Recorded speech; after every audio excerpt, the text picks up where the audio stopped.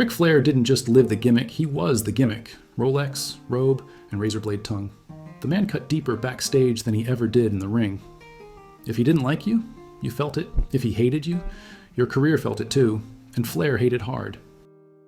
This wasn't petty locker room gossip. This was decade-spanning venom, real grudges, and microphone snipes with teeth. Flair made enemies the way most people make small talk. Loudly, flamboyantly, and with the full force of a pissed-off peacock in a $1,000 suit. These are the 5 poor bastards he hated the most, and he made sure they knew it. Teddy Long didn't just cross Ric Flair's radar, he got steamrolled by it. This wasn't wrestling heat, this was racism dressed in a Rolex. In shoot interviews, Teddy described one of the most disgusting real-life moments of his early career in Jim Crockett Promotions. According to Long, Ric Flair walked up to me one time and said, using the N-word first, and asked me, "You like working here?" That wasn't a promo, that wasn't a bit. That was Flair's actual mouth, casually weaponizing slurs at a young black referee trying to survive in the old-school South. The hate wasn't subtle, it was hostile, aggressive, and systemic. Flair never apologized, never clarified, and never corrected. He just strutted off like racism was part of the gimmick. Teddy? He started carrying a knife backstage. Gary Hart gave it to him. When a man literally gives you a blade to protect yourself from the locker room leader, that's not tension, that's war. Years later, Long still speaks openly about the experience, but Flair? Dead silence. No denial, no remorse. Flair didn't just hate Teddy Long, he made it clear he didn't want him in the business. That's the kind of hate that doesn't come from competition or booking politics, it comes from the ugliest place a man can speak from. And in Flair's mind, he was justified. The robe didn't hide the venom. He saw Teddy Long as beneath him, both professionally and racially, and that grudge never melted over time. It just aged, like Flair, bitter, toxic, and stuck in the past. Ric Flair hated Bruno Sammartino like an aging mobster hates the guy who ran the numbers before him, because people still respected him. Flair never hid it. He thought Bruno was boring, stiff, and protected by Vince Sr.'s favoritism like a baby in a bulletproof bassinet. In a 2008 shoot on The Voice, Flair said it straight. Bruno Sammartino was a great performer in the Northeast, but outside of New York, he couldn't draw a dime. He said that with the confidence of a man who never main evented Madison Square Garden during the golden years. Bruno packed the Garden over 180 times. Flair? He packed a bar tab and a suitcase full of alimony. Flair mocked Bruno's refusal to join the WWF Hall of Fame under Vince Jr., calling him bitter and washed up. Meanwhile, Bruno publicly blasted Flair's partying, womanizing, and ego. But Flair didn't just defend himself, he hit back first. Flair went out of his way in interviews and his own book to label Bruno a regional act who was nothing without New York. That's like calling Elvis just a local act from Memphis. Flair saw Bruno as a relic and a threat. Because Bruno stood for work ethic and discipline, Flair stood for martinis and blade jobs. And unlike some rivalries where hate mellowed over time, Flair still throws shade decades later. No reconciliation, no softened legacy, just Flair doing what he does best, pissing on your gravestone while yelling, "Woo!" Shane Douglas wasn't just another mid-carder to Ric Flair. He was a personal punchline, a constant reminder Flair's throne wasn't unchallenged. Flair publicly buried Douglas in shoot interviews and even slipped shade during WCW promos, calling him a never was who didn't deserve his spot. According to Douglas, Flair gave me generic praise like a dude who's too busy to even pay attention. Shane Douglas on Flair's cold shoulder. That's like asking your boss if your project's any good and getting, "Yeah, sure," while he's scrolling Instagram. Flair's disdain was the kind that crushes careers, not subtle but venomous. Flair's hatred wasn't just backstage bitterness. He wielded his status to block Shane's rise, undermining Douglas's push in WCW, forcing Shane to build his legacy elsewhere. Hello, ECW.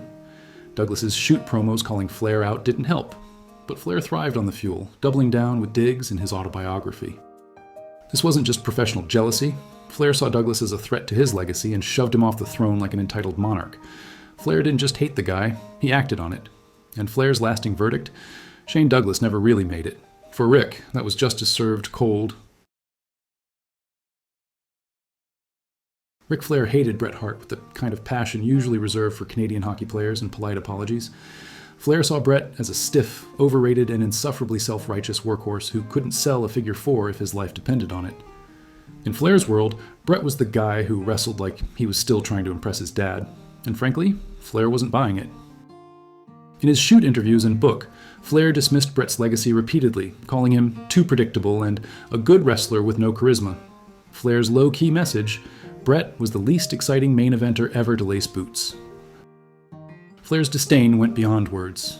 He cut Bret off at every turn, backstage meetings and TV promos. Flair once told a friend that Bret just can't carry the load, and was jealous of Flair's spotlight. Bret's infamous Montreal screwjob probably didn't help, but Flair's contempt dated back long before. Basically, Flair viewed Bret as a talented nerd who wore the wrong glasses and didn't know how to play the game. Flair hated how Bret embodied the very thing Flair despised, a guy who cared more about respect and technique than the spotlight and swagger. Flair's real beef with Bret was a clash of philosophies. Flair was the peacock, Bret was the librarian, and peacocks don't like librarians. Ric Flair hated Scott Steiner the way a refined wine snob hates boxed wine, loud, obnoxious, and best kept in the back of the store. Flair saw Steiner as the walking embodiment of wrestling's worst excesses: big muscles, tiny brains, and zero class. Flair's exact words in his autobiography and interviews boiled down to Steiner's a loudmouth dumbass who couldn't cut a promo without sounding like a busted blender. Steiner's Big Papa Pump gimmick might have sold merch, but Flair thought it was the wrestling equivalent of a frat boy screaming in a library. Annoying, distracting, and borderline embarrassing. Flair openly mocked Steiner's promo skills, saying he sounded like a caveman who found a microphone, and that his wrestling style was all brawn, no brains. But Flair's hate went deeper than just style. Steiner's backstage reputation for being a bully and an egomaniac clashed with Flair's own ruthless brand of politics. Flair saw Steiner as a loud, immature kid who didn't deserve the spotlight he was grabbing. When Flair called Steiner a piece of shit in interviews, he wasn't joking. It was pure contempt. Flair's disdain was so raw, it turned public whenever they crossed paths. Flair basically wanted Steiner gone, or at least muted. In the Royal Court of Wrestling, Steiner was the loud drunk who ruined the party, and Flair was ready to slap him down every time. If Flair was the peacock king of wrestling, Steiner was the drunken turkey trying to steal the show, and Flair wasn't having any of it.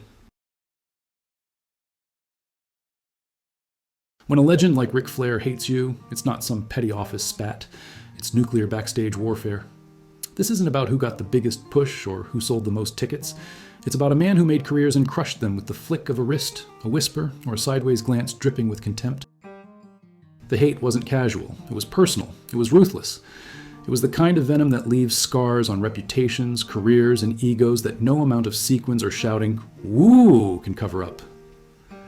These 5 men weren't just disliked, they were targets, marked by a king who saw them as threats, weaknesses, or simply unworthy of the throne. And Flair's legacy? It's built as much on the grudges he carried as the championships he hoarded. So, when you hear the "woo" echo in the arena, remember it's not just a celebration, it's a warning.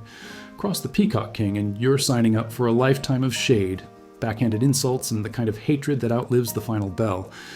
And that's the real Ric Flair story, equal parts legend and ruthless son of a bitch. If you like this, smash that like, subscribe for more real backstage heat, and stick around, because wrestling's real drama isn't on TV, it's in the locker room, and I'm here to bring you every last dirty secret.